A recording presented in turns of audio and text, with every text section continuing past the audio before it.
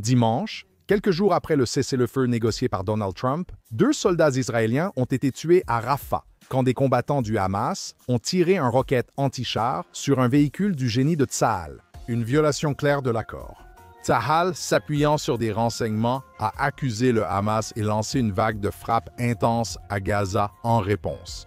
En quelques heures à Washington, Jared Kushner et Steve Witkoff se sont précipités pour se rendre en Israël, essayant de maintenir le cessez-le-feu.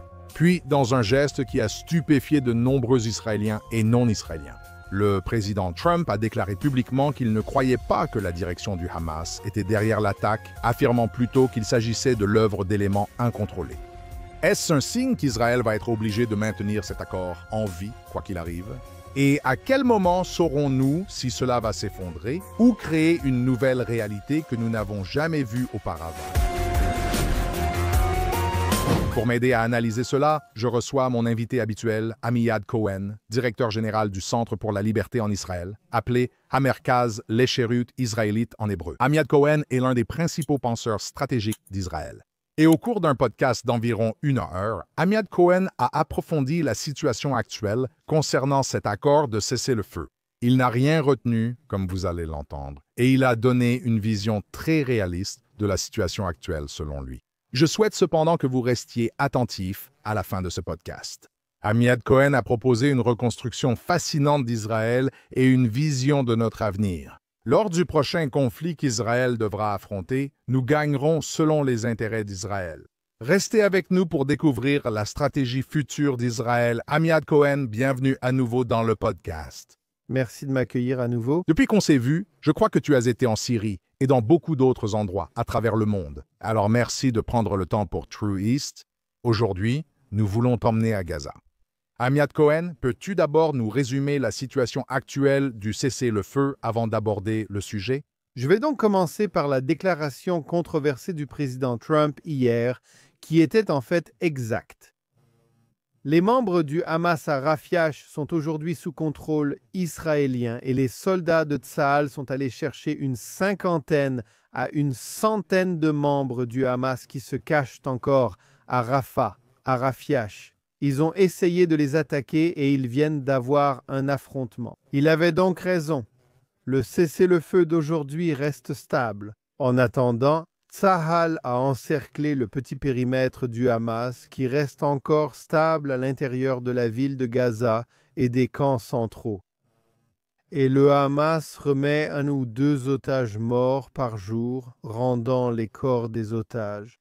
Et il semble que cela va rester stable. Et il y a maintenant des équipes de négociation en Égypte, israéliennes, du Hamas, du Qatar, de la Turquie et évidemment des États-Unis qui supervisent tout dans les négociations. Ils essaient d'entrer dans les détails, à quoi ressemblera le cessez-le-feu dans les prochains mois, évidemment, mais ils essaient de planifier quelque chose de bien plus long que cela.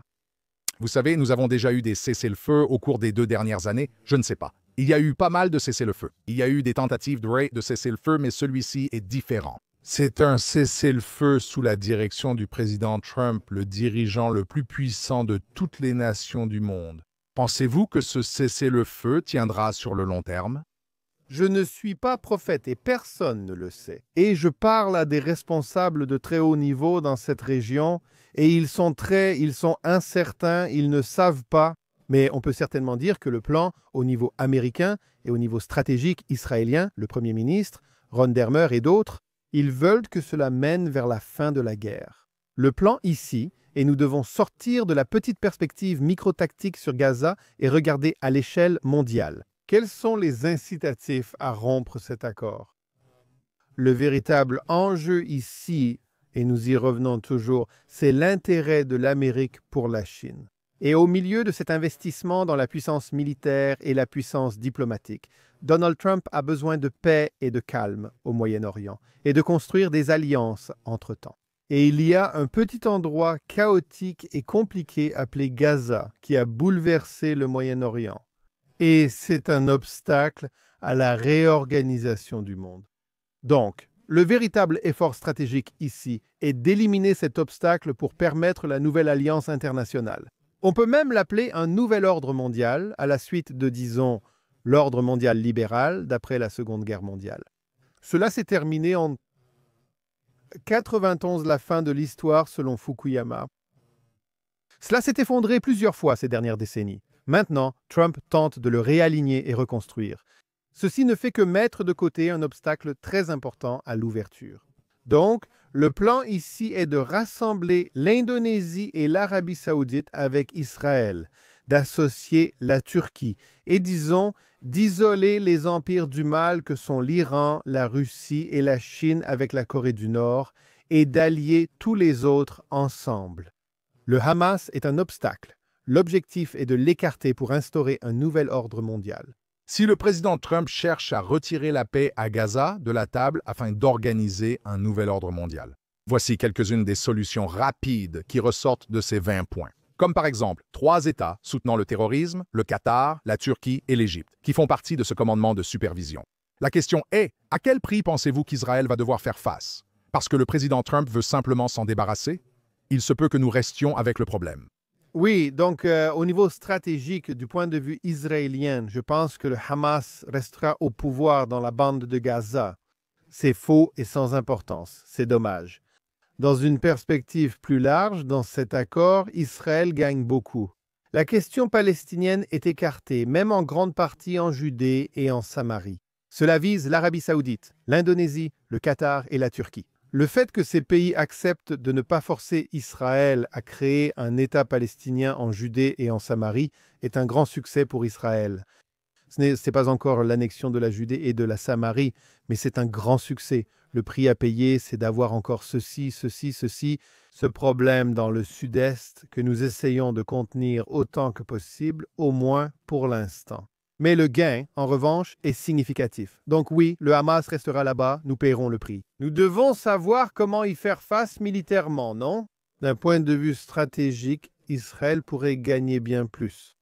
Amiad, nous nous sommes souvent assis ici cette année et avons tous deux affirmé que le Hamas ne doit pas rester au pouvoir à Gaza. Nous avons perdu des centaines de soldats, combattu pendant 2 ans et dépensé des milliards de dollars. Israël a subi une forte condamnation internationale, que je juge injuste, mais c'est notre réalité. Et maintenant, si je vous entends dire, selon votre analyse, d'après ce plan, que le Hamas va rester au pouvoir au Moyen-Orient. Je sais que ce n'est pas ce que vous voulez, mais c'est ainsi que vous voyez ce plan. Est-ce acceptable? Prenons du recul et élargissons la perspective. Il existe plusieurs niveaux de stratégie. La stratégie est la grande stratégie. Je vais donner un exemple pour expliquer le problème. Vous savez, pendant la Révolution américaine, il y a 2 empires impliqués dans la Révolution américaine. L'Empire britannique, qui combat la jeune Amérique en pleine ascension. Les Français les ont soutenus. Stratégiquement, militairement dans cette guerre, les Britanniques ont perdu la guerre et les Français ont gagné la guerre sur le plan stratégique et militaire de ce conflit. Grande stratégie. Si vous considérez le résultat à long terme de la guerre, les Français ont perdu parce qu'ils se sont retrouvés avec une dette énorme après avoir investi énormément d'argent dans cette guerre. Ils ont perdu sur le plan stratégique. Et le Royaume-Uni, en fait, a tiré la leçon qu'il ne pouvait pas gérer ses colonies éloignées du royaume. Ils ont construit une marine puissante et adapté leur stratégie pour créer un empire naval mondial. Stratégiquement et militairement, Israël a échoué, je dirais. Nous en avons déjà parlé ici. L'élite militaire de l'État d'Israël n'a pas réussi à apporter au niveau diplomatique au gouvernement un atout pour négocier. Ils n'ont pas réussi à vaincre militairement le Hamas. Netanyahou a compris ce désastre militaire, et a essayé d'en faire une grande stratégie.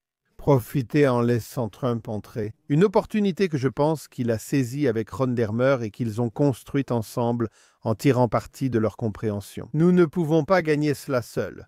L'armée a échoué en ne menaçant que la ville de Gaza elle-même. Ce que nous aurions dû faire en novembre 23, c'est défier la ville de Gaza, le centre névralgique du régime du Hamas, et menacer le Qatar, en attaquant les membres du Hamas au Qatar.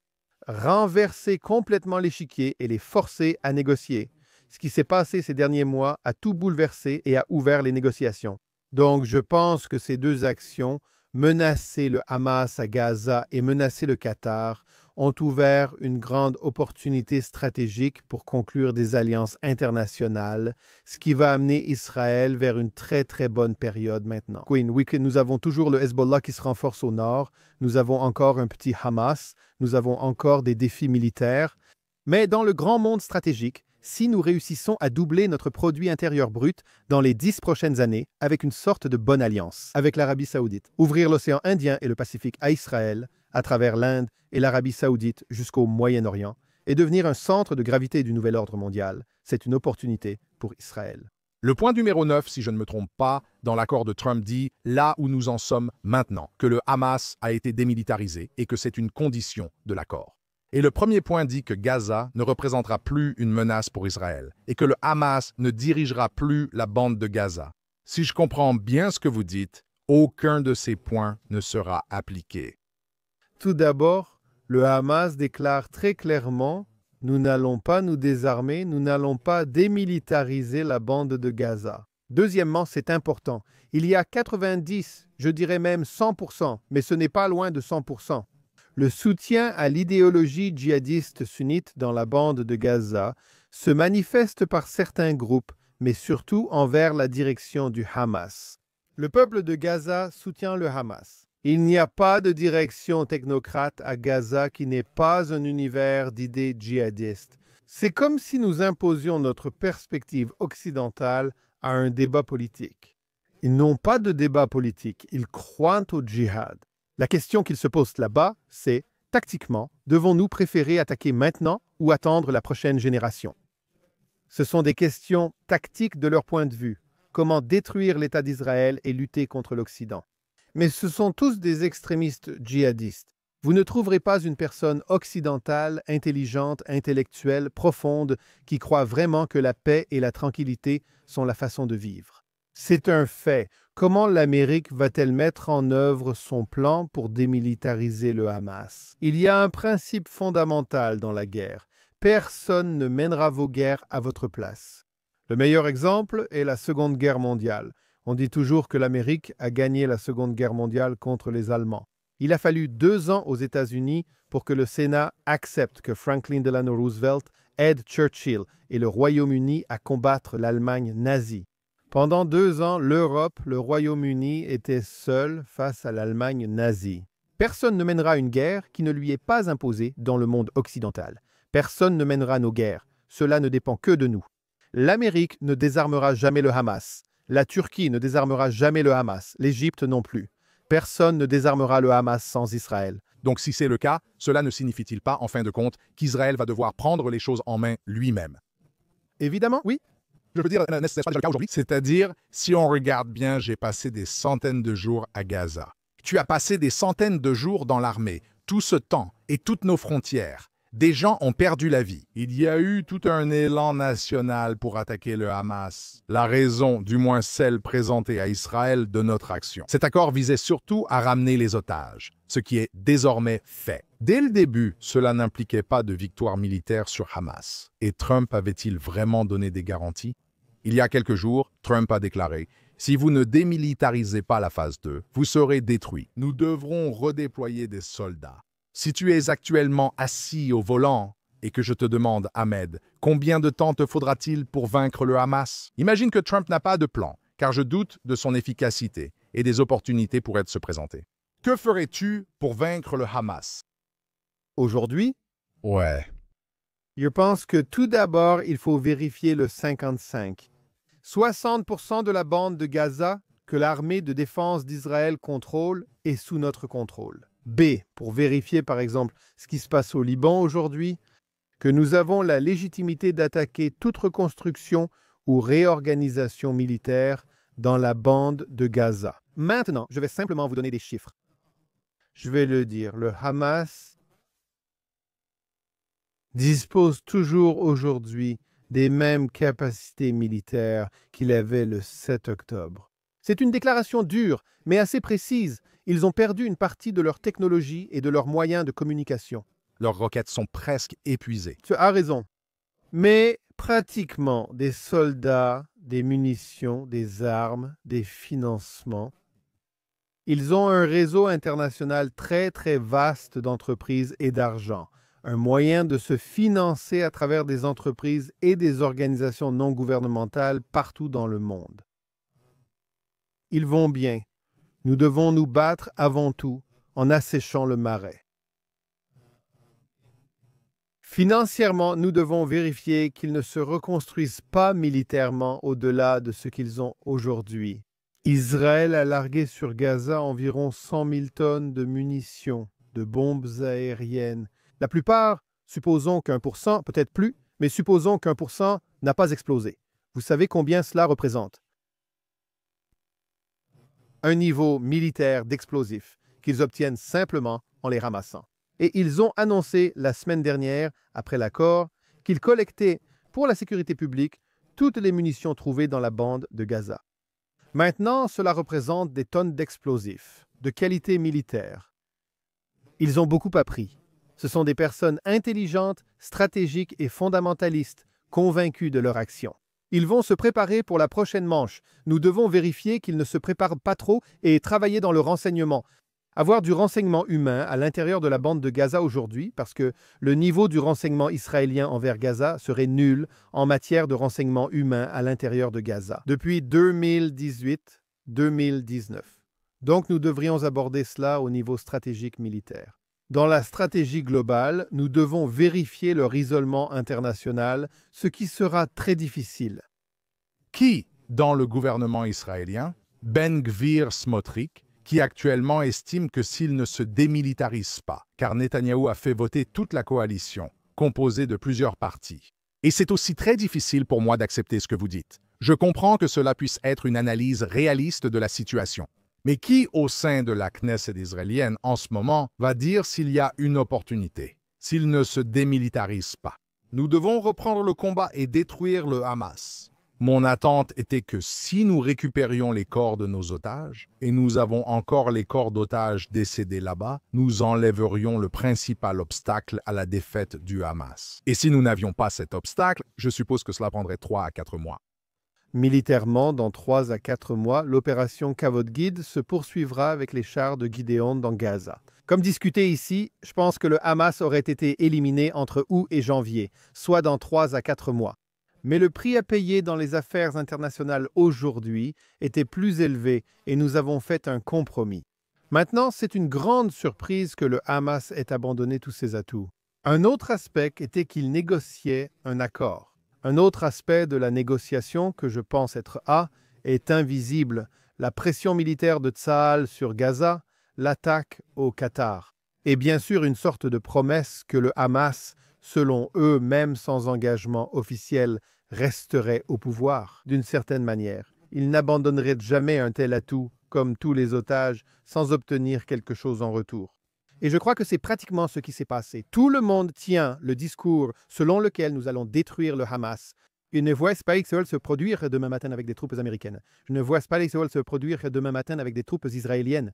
Maintenant, en posant la question politique, qui va proposer cela? Ma question est, concrètement, qu'est-ce qu'ils vont proposer? Donc, Smotrich viendra demain matin et dira « Je veux que le Hamas soit détruit et je m'oppose à vous. » Le Premier ministre Netanyahou, lors des élections qui vont avoir lieu maintenant, nous allons renverser le gouvernement et la coalition, nous allons aller aux élections. Et mon programme pour les élections sera « Je vais détruire le Hamas. » Et Netanyahou le regardera et dira « D'accord, avec quelle munition vas-tu faire ça ?»« Avec celle des Américains. » Que tu es en train de détruire l'accord de paix de Trump au Moyen-Orient maintenant et que tu t'opposes à lui en face pour démanteler le Hamas. Tu vas abandonner l'accord avec l'Arabie Saoudite, renoncer aux investissements intelligence artificielle en Israël, à la reconstruction de Tsahal avec du matériel américain et t'aligner maintenant. Comme pour tant de choses, tu échanges au niveau stratégique global. Je comprends que c'est dur. Je m'excuse d'être le réaliste dans la pièce. Mais il faut être honnête quant à nos options. Quelles sont les options que Smotrich ou Ben-Gvir peuvent proposer? C'est comme « Bouga, oui, allons nous battre, super !»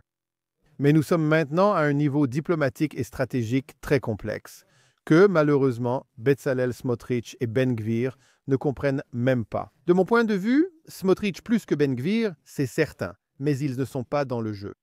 L'Indonésie est un pays de 280 millions d'habitants, situé en Extrême-Orient.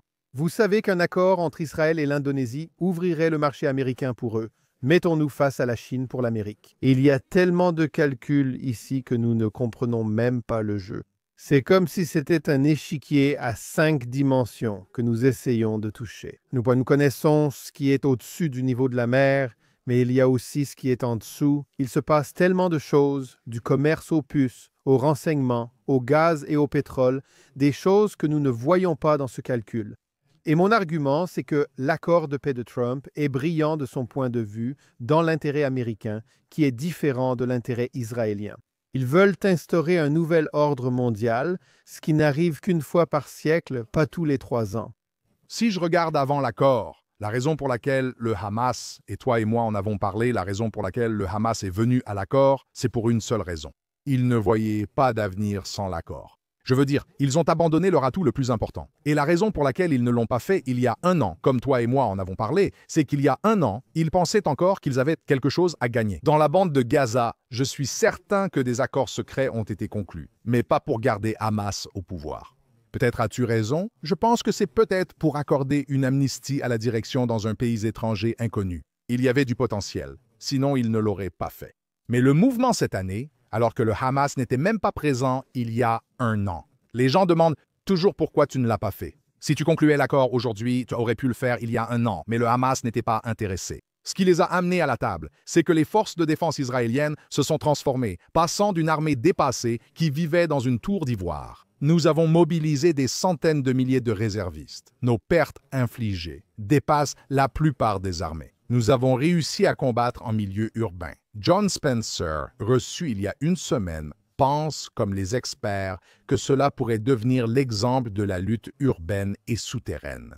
J'ai le sentiment que cette armée est aujourd'hui prête à terminer le travail. Maintenant, j'entends ce que vous dites. Que nos intérêts ne sont pas alignés avec ceux de Donald Trump sur tous les sujets, c'est vrai. Sur certains points, ils le sont. Mais ma question est la suivante. Si Gaza est ce qu'il reste à régler pour parvenir à cet accord régional, si vous demandez aux Israéliens, un autre 7 octobre, est-ce que cela vaut un autre 7 octobre? Si le Hamas se reconstruit et progresse technologiquement, augmentant ses attaques, ses alliances régionales en valent-elles la peine? Pour moi, c'est non, car j'ai l'impression que c'est pareil. Et je ne vois pas le Premier ministre Netanyahou être élu. Je pense que s'il se présente la prochaine fois, c'est quand? En octobre? Qu'on avance la date, il va commencer à faire campagne en juin, non? Ou même en mai, plutôt. Il suffirait que Yair Lapid, chef de l'opposition, déclare « Premier ministre Netanyahou, nous avons perdu 2000 personnes, dont 500 soldats, à cause de votre guerre. » Et maintenant, regardez, le Hamas brandit un drapeau. Et le Hamas brandira certainement le drapeau. Ils préfèrent Yair Lapid plus conciliant avec eux, à Netanyahou. Je ne peux pas imaginer, même dans l'intérêt à court terme du Premier ministre Netanyahou, qu'il laisserait cela se produire. Je pense que vous avez posé plusieurs questions. Je vais répondre à la première. Tactiquement, à un niveau tactique, les forces de défense israéliennes ont mené une très bonne bataille à l'intérieur des villes urbaines. Je suis d'accord avec le colonel Spencer. Deuxième argument, si nous avions combattu comme nous l'avons fait dans les chariots de Gideon. Le 8 octobre, le Hamas avait déjà été démantelé à ce moment-là. Le fait qu'il nous ait fallu 1 an et demi pour lancer les chariots de Gideon représente tous les atouts que nous avons perdus en chemin. C'est du temps diplomatique, c'est des munitions, c'est l'épuisement de Tsahal, ce sont de nombreux problèmes tactiques qui influencent le niveau stratégique.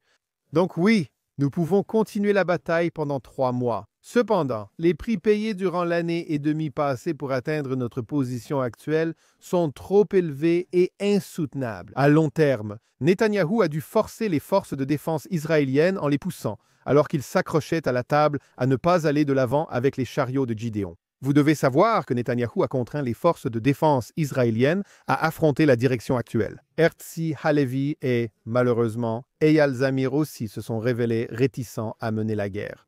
L'actuel est l'ancien chef d'état-major? Oui. Sous cet angle, comme je l'ai dit, au niveau tactique, disons que 2 officiers de brigade sont les commandants de terrain les plus courageux que nous ayons et que le monde ait, et ce sont les meilleurs. C'est pourquoi nous avons eu des succès. Ils ont poussé les forces de défense israéliennes d'en bas à aller à la guerre, mais les généraux de brigade et les généraux ne voulaient pas mener cette guerre. C'est triste et malheureux, c'est un fait. Et c'est à nous de changer cela, d'engager d'autres généraux, d'éduquer d'autres généraux et d'offrir une perspective différente sur la façon de reconstruire les forces de défense israéliennes. Votre troisième question était, vous pensez, si je me souviens bien de la question, que nous devrions aujourd'hui abandonner l'accord et détruire le Hamas? Netanyahou ne peut pas faire cela politiquement et ne gagnera pas les élections. Je vais y répondre. Il gagnera les élections, il présentera cela comme une victoire. Il viendra avec le président saoudien, avec Mohamed Ben Salman peut-être ici, pour un accord de paix. Il viendra avec le président indonésien pour conclure un accord de paix. Il viendra avec le soutien de Trump. Il aura tout le soutien international, ce qui est un argument solide. Il a ramené tous les otages, la plupart d'entre eux, beaucoup d'entre eux vivants. Donc, c'est une question de narration. À la suite de votre question, Yair Lapid a demandé l'arrêt de la guerre le 10 octobre, comme il ne peut jamais le dire, et c'était un débat hier à la Knesset. Yair Lapid et toute la gauche israélienne ont toujours été pour arrêter la guerre et conclure un accord, laisser le Hamas et s'en occuper un jour. C'était la position de la gauche ces 2 dernières années. Et il n'y a pas de véritable opposition à la stratégie de Netanyahou. Cela a entraîné un affaiblissement marqué du Hamas, internationalement et physiquement, avec la perte de la moitié de leur territoire et la destruction de Gaza, surtout la ville de Gaza.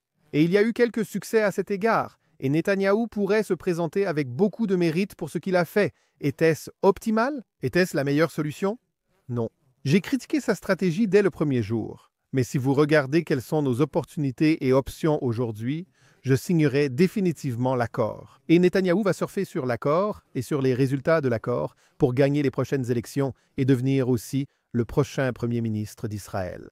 Donc, en repoussant le problème du Hamas et en concluant de grands accords, il va amener des personnes importantes à la table des négociations. Vous pensez que Netanyahou pourra remporter la victoire? Oui, absolument. Il n'y a pas d'alternative. Le leadership de Netanyahou est incontournable en Israël aujourd'hui. Yair Lapid ne franchit même pas le seuil. Benny Gantz le franchit à peine. Naftali Bennett, que l'Amérique adore et que les médias adorent, est méprisé par la droite israélienne. Il suscite aussi des questions à gauche qui n'a plus d'autre choix. Gadi Eisenkot n'est même pas ancien chef d'état-major. Il ne rivalise pas avec Netanyahou, qui reste le seul leader incontesté à droite. Ce n'est pas parce qu'il a fait quelque chose, il est simplement le seul leader capable et compétent que nous ayons aujourd'hui comme option. Amiad, je veux qu'on progresse. Tu as montré une réalité très dure. Je ne suis pas d'accord avec une partie, comme je te l'ai déjà dit, et je ne suis toujours pas d'accord, et je pense que nous pouvons changer cela. Mais il faudra voir comment ces choses évoluent avec le temps. Et je ne suis pas sûr de l'hypothèse concernant le président Trump. Je sais qu'il a ses propres intérêts pour un ordre mondial. Je ne suis pas sûr qu'il ne veuille pas d'une Riviera de Gaza. Et je pense que si le Hamas est au pouvoir, il n'aura pas de Riviera de Gaza. Je pense que ces deux choses sont incompatibles. Le Hamas contrôle Gaza et il y a le plan Riviera de Trump. C'est ça.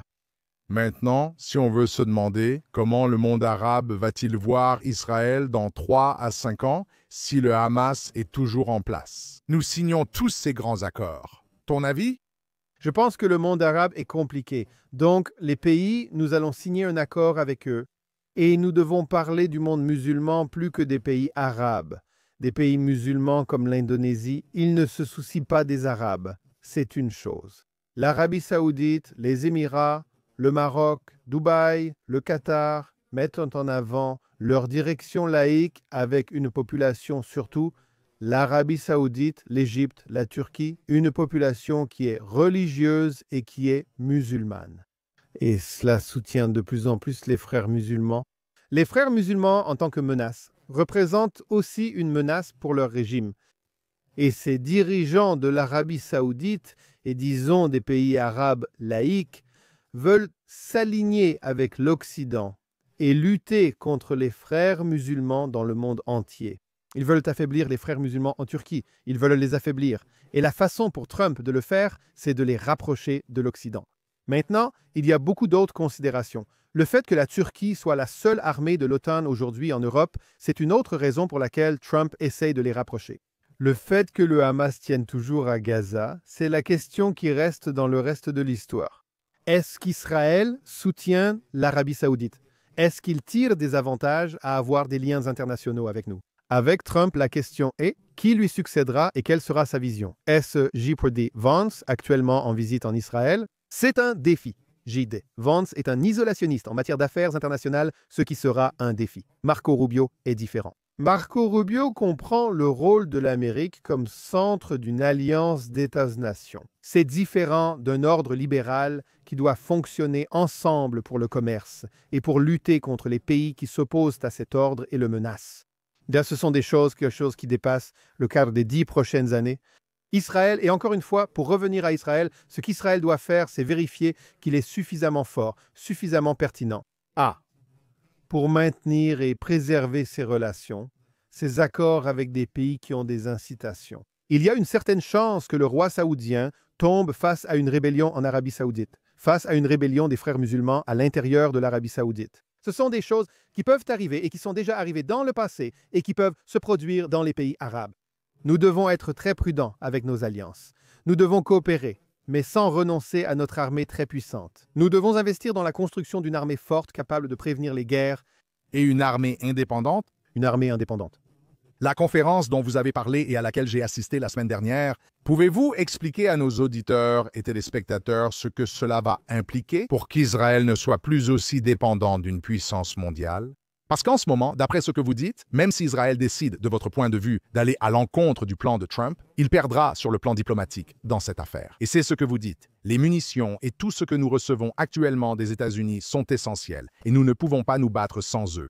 Comment réduire cette dépendance, y compris envers les États-Unis, notre principal allié, dans les 10 prochaines années? Donc, la chose principale que nous devons faire, c'est arrêter de recevoir des fonds et du soutien américain pour l'aide militaire de l'Amérique. Arrêtez de prendre l'argent? Arrêtez de prendre l'argent, nous n'avons pas besoin de charité. Le produit intérieur brut israélien est en expansion. Il atteint déjà 600 milliards de dollars. Son produit intérieur brut par habitant approche les 60 000 dollars, ce qui est très élevé. Ce qui signifie que l'argent américain qu'ils ont généreusement donné à Israël représente moins d'1% de notre produit intérieur brut. 0,7%. 0,7% de notre produit intérieur brut. Et pourtant, je pense que les gens croient que c'est 30% de notre produit intérieur brut aux États-Unis. Beaucoup de gens à gauche comme à droite réagissent ainsi. En retirant cela, Israël peut survivre. Au lieu des 4 milliards de dollars, quels seraient les arrangements financiers? Donc, on est tranquille. On mène les guerres américaines au Moyen-Orient. Derby, on prend. Par exemple, lors de l'attaque en Iran, Israël a accompli 95% du travail. Les ballerines sont arrivées avec leur B-2, capables de faire décoller un 747 et de larguer de grosses bombes. L'Iran n'avait pas de défense aérienne grâce à l'armée de l'air israélienne. Israël effectue le travail difficile pour les États-Unis. Ont-ils un autre allié similaire ailleurs? Ils espèrent que le Japon et la Corée du Sud seront ainsi. La Corée du Sud signera demain un accord avec la Chine. Le Japon forme aussi sa première armée depuis des années. Il n'y a aucun autre pays au monde qui soit autosuffisant militairement comme Israël, aucun autre allié dans le monde qui soit pertinent pour l'Amérique. Donc si vous prenez cette alliance, qu'Israël va être l'ami des États-Unis. Au Moyen-Orient, nous partageons des valeurs comme la démocratie et souhaitons une croissance positive. Nous ne sommes pas impérialistes et sommes leur allié au Moyen-Orient. Comment utilisons-nous cette relation pour créer l'indépendance? Alors, investissons ensemble dans l'intelligence artificielle dans la création de nouvelles armées basées sur des drones. L'avantage technologique qu'a Israël doit à nouveau collaborer en tant qu'allié avec l'industrie militaire américaine. Nous sommes dans une position où nous pouvons même rivaliser avec eux. La quantité d'armes qu'Israël vend à l'Europe aujourd'hui est incroyable. Maintenant, c'est une bonne chose pour Israël, c'est une bonne chose que nous soyons en concurrence. Nous devons le traduire en poste diplomatique, mais cela nous revient. C'est la première étape. La deuxième étape, évidemment, c'est d'élargir notre produit intérieur brut. Israël doit être un pays très, très riche. Si Israël atteint un produit intérieur brut par habitant de 10 à 100 000 dollars dans les 5 à 10 ans, c'est un changement radical pour l'économie israélienne qui nous rendra bien plus forts. La capacité d'investir creusera l'écart entre Israël et ses ennemis voisins. Et une économie forte fait vraiment la différence. Maintenant, concernant... Israël doit être un pays riche. Oui. La richesse mènera au succès militaire. La richesse et le succès militaire font partie d'une grande stratégie pour une nation forte. Cela nous donne la capacité de mener de longues guerres. Cela nous donne de la flexibilité. Dans de nombreuses autres négociations d'influence, l'Europe tente de boycotter Israël et de fournir De nous boycotter, désinvestir et sanctionner. boycotter Israël militairement. Ils ne peuvent pas. Ils sont obligés d'acheter nos armes et nous utilisons cela comme levier. Nous les laissons faire maintenant? Nous dénigrer, nous attaquer publiquement, mais dans des salles secrètes, ils achètent nos armes. Nous devons utiliser davantage notre industrie militaire comme outil diplomatique, ce que nous ne faisons pas assez. Guidon Sarr, le ministre des Affaires étrangères, commence à le faire avec l'Europe. Le Danemark vient de décider de ne même pas examiner les systèmes de défense aérienne israéliens et d'acheter celui des Français. Ayant compris que les Français n'arriveraient que dans 10 ans avec peu de chances de succès, ils sont venus. Ils sont revenus vers Israël et ont dit « D'accord, nous allons devoir acheter le vôtre. » Prenons l'Irlande. L'Irlande a déclaré qu'elle boycottait complètement Israël. En 2 semaines, le journal précise dans un encadré, finalement, ce n'est plus un boycott total des entreprises israéliennes. Pourquoi? Que consomment-ils? Des armes? Ils achètent des armes. Donc l'Irlande compte sur nous pour contrer la domination mondiale des djihadistes islamiques.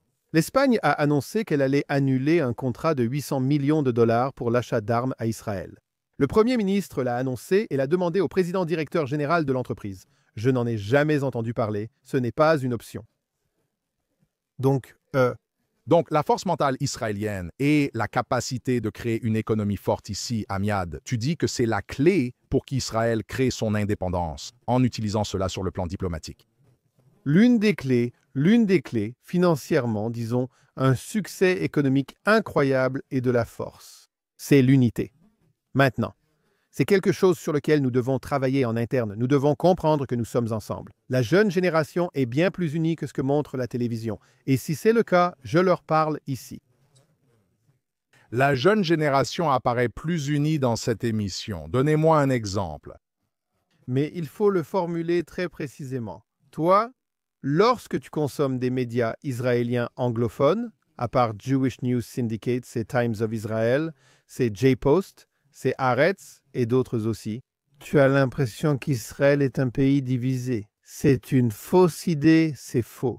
En marge, 10 à 15% de l'élite israélienne sont pleins de ressentiment. Ils ressentent beaucoup de rancœur envers la situation. Mais si vous regardez les résultats des élections, il y a 80% de soutien dans le public juif. Et je mets de côté l'art un instant pour essentiellement une Israël conservatrice, forte, belliciste et favorable au libre marché. Et il y a en marge 20, peut-être 30% de cette élite juive qui y sont opposés d'une certaine manière. Et il y a beaucoup de ressentiment personnel contre Netanyahou. Tu affirmes que 80% de notre pays souhaitent l'unité. Oui, Donc tu as la richesse pour créer des incitations financières, la puissance militaire, l'industrie militaire. Tu as l'unité. Quel est le troisième? le troisième, c'est qu'Israël doit créer beaucoup plus de liberté. Et c'est important. Et cela s'adresse à l'armée.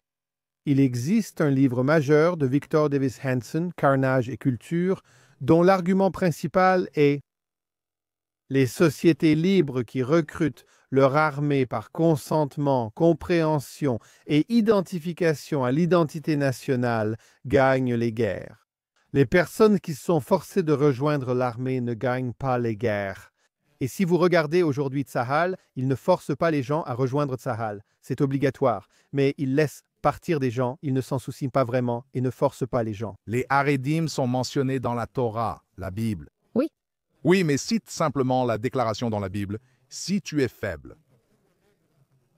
Si tu as peur et que tu es faible, rentre chez toi. C'est dans le texte. Laisse-les rentrer. Ce problème. Mais la question des Haredim, c'est que 25% des élèves de première année sont Haredim.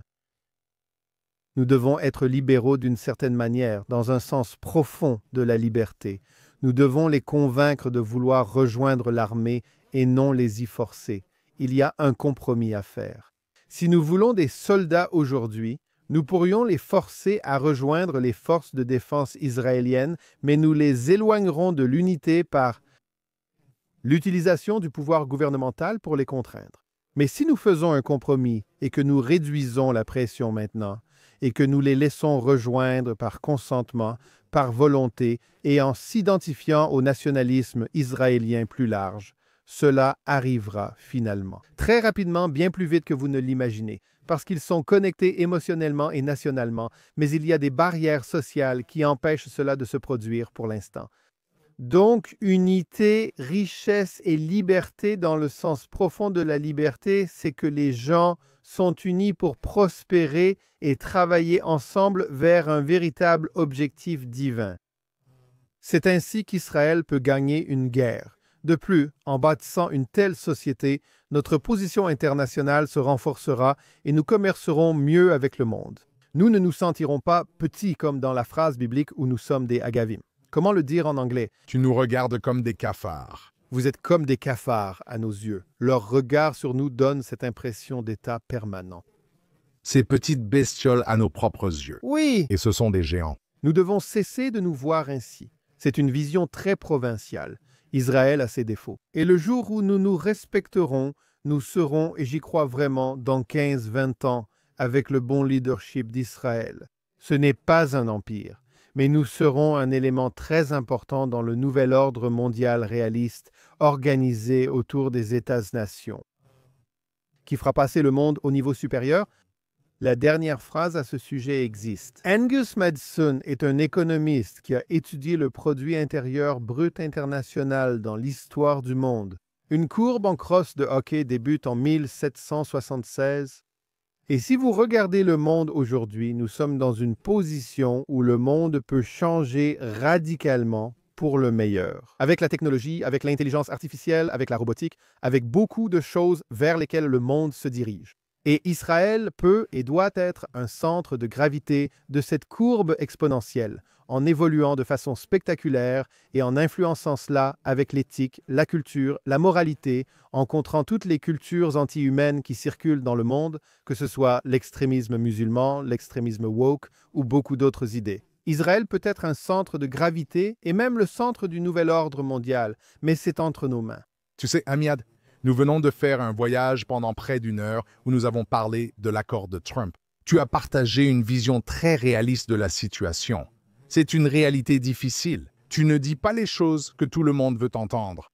Et ce que j'apprécie ici, c'est que tu nous as amenés à une vision de là où Israël doit être pour que cette dure réalité ne se reproduise pas. Pour que la prochaine fois, si cela se passe comme tu le dis, et j'espère que non, j'espère qu'Israël retournera sur le champ de bataille. J'espère que nous en finirons avec le Hamas. Mais si nous ne le faisons pas, tu dis que tu as exposé un plan très clair. Je sais que tu as dédié ta vie à cela avec le Centre pour la liberté d'Israël, que tu as fondé et diriges pour créer une nouvelle réalité. Et pour cela, je pense que moi et les personnes qui écoutent ce podcast devons te remercier.